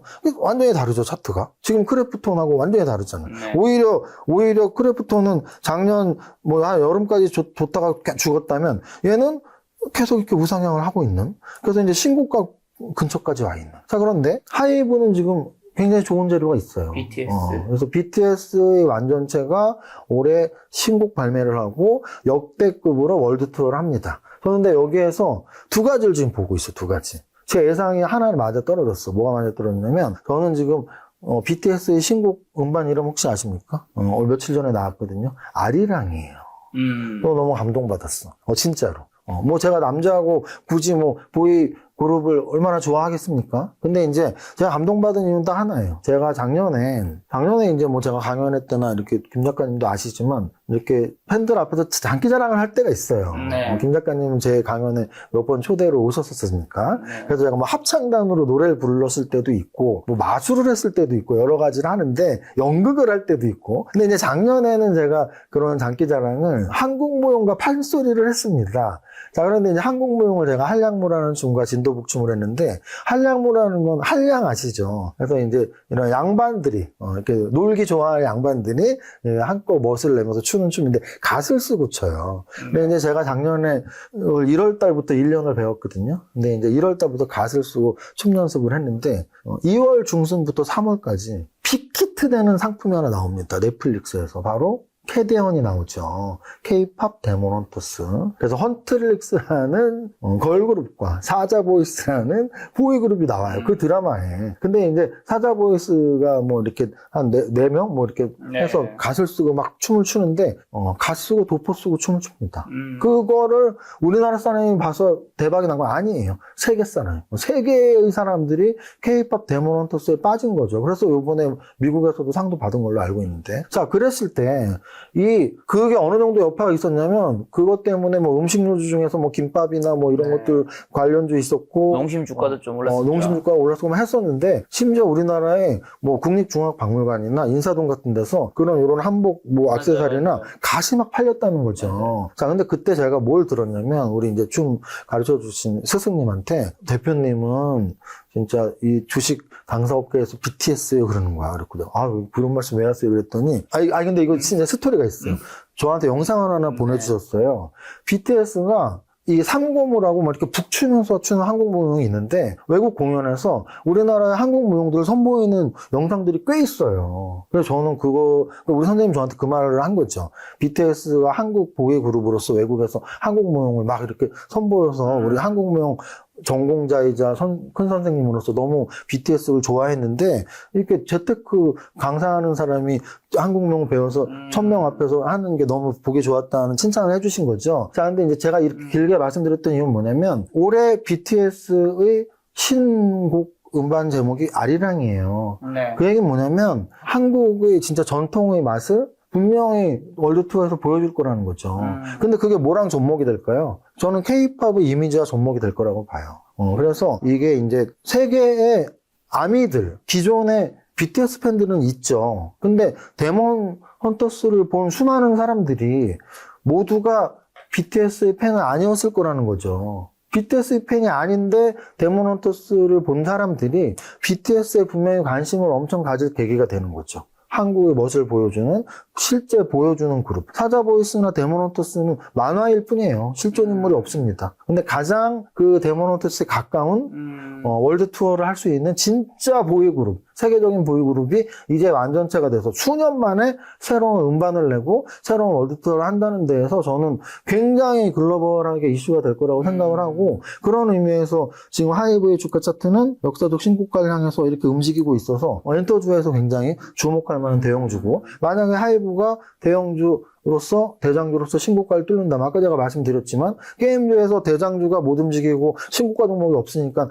여타 종목들이 안 움직인다면, 엔터주는 하이브가 대장주로서 역사적 신고가를 뚫는다면 그 아랫단에 있는 애들, 뭐 JYP나 SM이나 YG나 이런 애들, 또 그 아랫단에 있는 애들이 으쌰으쌰 같이 움직이는 저 엔터주들의 상승도 예상할 수 있는 2026년 상반기다라는 말씀을 드립니다. 마지막 섹터로 이제 아까 전에 우주 얘기해 주니까 방산 섹터는 요즘엔 방산이라기보다 우주가 좀 묻어나는 느낌들이 있더라고요. 그렇죠. 아무래도 이 방사는 제가 이제 예전에도 뭐 조방원은 끝났을 확률도 있고, 만약에 연결이 된다면 일단 트럼프로서 연결이 되는 거에만 너무 기댈 수는 없다. 근데 아직도 트럼프의 한마디 한마디에 원전도 그렇고 방산도 그렇고, 그렇죠. 뭐 트럼프 한마디에 조선도 그렇고 움직임이 나오고 있는데, 트럼프는 영원하진 않을 테니까. 근데 제가 보는 그 종목 업종들 중에 방사는 확실히 큰 이 재료들이 계속 나올 확률이 있는 게, 이번에 스페이스 X가 역시나 뭐 스페이스 관련 X 관련주들, 뭐 세아베스, 아까도 이미 말씀드렸지만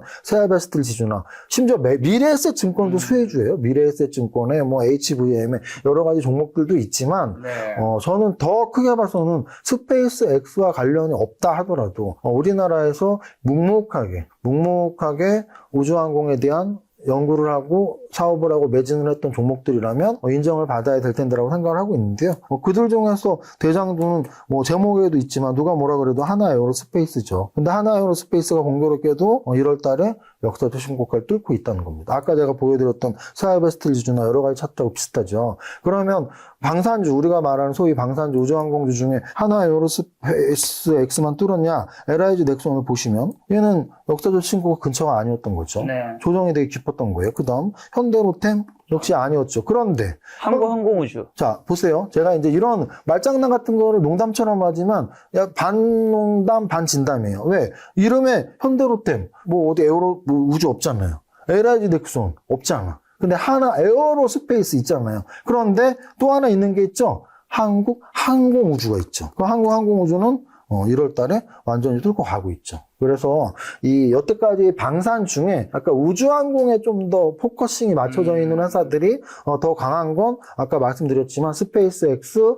우주항공, 네. 우리나라의 우주항공에 대한 그런 정책적인 이슈들, 이런 것들이 맞물려지면서 방산주 중에 우주항공이 좀 더 미래의 성장성이 들어가는 주가 상승이 나오고 있다라고 말씀드립니다. 자, 1월에 마지막 투자 조언 한마디면 주고 가신다면요, 사무사님? 아마도 상승론자가 있고 하락론자가 있어요. 근데 재테크 쪽에서는. 근데 뭐 김 작가님도 아시겠지만 부동산 쪽은 굉장히 한 번 상승을 말하면 뭐 어떻게 보면 평생, 또는 하락을 말하면 평생, 뭐 이렇게 좀 뷰를 자주 못 바꿔요. 그 이유는 뭐냐면 부동산은 뷰가 자주 바뀌면 말이 안 되죠. 부동산 가격이라는 게 매일매일 뭐 어디에 나와갖고 신문에 나와서 오늘은 1% 올랐습니다, 오늘 1% 떨어졌습니다가 아니거든요. 정말 큰 추세를 움직이는 게 부동산입니다. 네. 자, 그래서 부동산의 뷰보다 주식 뷰는 좀 더 이렇게 탄력 있게 변동성을 줘야 돼요. 그러니까 내가 늘 이제 계속 오를 거야, 계속 떨어질 거야, 100%의 관점으로 하면 안 되고 요거 한 8대2로 오를 텐데, 뭐 5대5인데? 이런 거가 나쁘지 않아요. 그래서 제 영상에 좀 너무나 막 완벽한 답을 원하시는 분들은 그래서 오른다는 거야, 떨어진다는 거야. 근데 아까도 말씀드렸지만, 10,000원에서 20,000원 오를 땐 좀 더 강한 확신을 가질 수 있고, 20,000원에서 40,000원에서, 많이 오르네? 근데 16만원까지 올랐을 때 강한 확신까지는 부러지거든요. 그래서 저는 지금 바닥 대비 상승은 뭐 대형 주건, 뭐 이 지수건 많이 올랐으니까 네. 추세를 믿는 마음은 한 70%에서 60%. 네. 그 대신 너무 많이 올랐는데 라는 거를 한 30, 40%는 갖고 가는 게 맞다고 말씀을 드려서 어쨌든 2026년도 작년처럼 지수가 올라가기를 바라는 마음은 한결같지만 작년보다는 덜 오를 확률은 거의 저는 90%라고 봐요. 90%. 왜? 확률 퍼센트로. 작년에 거래소가 75% 올랐거든요. 네. 올해는 절대 75% 오르지 않습니다. 저는 90% 이상의 확률로 뭐 올라봐야 뭐 한 30%? 이렇게 보고 있고 또 하나는 그 대신 약간 희망찬 말씀을 드리자면 이제 우리가 이제 약간 사주를 약간 믿고 운을 믿는 민족으로서 올해가 좀 주식 투자자한테 약간 좋은 해인 것 같아요. 왜요? 왜냐면 올해가 이제 병원년인데 네. 붉은 말의 해입니다. 그래서 이제 붉은 말 하면 저는 우리가 12가지 동물, 12마리 동물이 있고 그 동물의 색깔들이 다 달라지잖아요. 네. 그러면 한 5, 60가지가 있겠죠. 4가지 색깔만 해도 48개니까 제가 색깔이 몇 개 있는지 모르겠어요. 근데 뭐 백말띠가 있고 흑말띠가 있고 뭐가 있다면 올해는 이제 붉은 말의 해래요. 이 두 가지가 다 주식시장에 딱 맞는 어울리는 단어죠. 왜? 저는 주식시장에 병에 걸렸는데요. 주식을 평생 하면서 빨간색을 좋아하는 병에 걸릴 정도로. 근데 올해는 빨간 동물이 말이고 또 동물 중에 주식시장에 가장 어울리는 게 저는 소 아니면 말이라고 봐요. 소 아니면 말. 소는 알겠는데 말은 왜? 소는 어찌 보면은 우리가 사실 소는 그러니까 이게 이제 이미지인 거예요.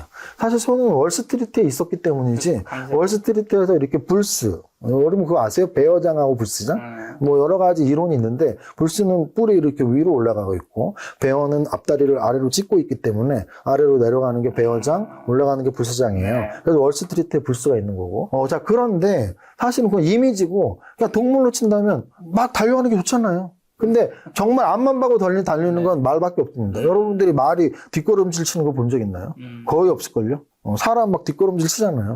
말은 앞만 보고 달립니다. 그래서 빨간색에 앞만 보고 달리는 말하면 떠오르는, 이름까지 떠오르는 말이 있어요. 역사적으로 그 삼국제 적토마가 있습니다. 적토마는 절대 적진에서 자기 등에 탄 장소를 잡히게 두지 않는 그래서 우리 주식 투자자들이 올해는 적진에 잡힌다는 게 손해난다는 거잖아요. 그래서 올해는 좀 다 같이 이익이 났으면 좋겠고, 그럴 만한 해라고 믿고 있습니다. 다만, 아까 말씀드렸지만 추세는 좋은데 너무 많이 오르니까 약간의 긴장감만 갖고 있고, 여러분들이 그러면, 야, 꼭진 언제 찍어? 제가 그래도 한 달에 한 번씩 김작가 TV에 나오니까 약간 대천정의 징후가 보이는, 오늘까지도 대천정의 징후는 없죠. 역사적 신고가를 뚫을 때는 대천정의 징후는 없습니다. 그래서 아직은 대천정 징후가 없지만 조만간에 조정을 받게 되면 이런 정도의 조정은 뭐 심각하지 않습니다. 또는 좀 약간 심각하게 바라봐야 될 텐데라는 또 팁을 드리도록 노력하겠습니다. 다음 달에 또 세무사님 모시고 좋은 이야기 들어보도록 하겠습니다. 오늘 만나는 손님은 슈퍼게임 이정윤 세무사님이었습니다. 지금까지 오늘 소중한 시간 함께해 주셔서 정말 감사합니다. 오늘도 김작가였습니다. 고생 많으셨습니다. 감사합니다.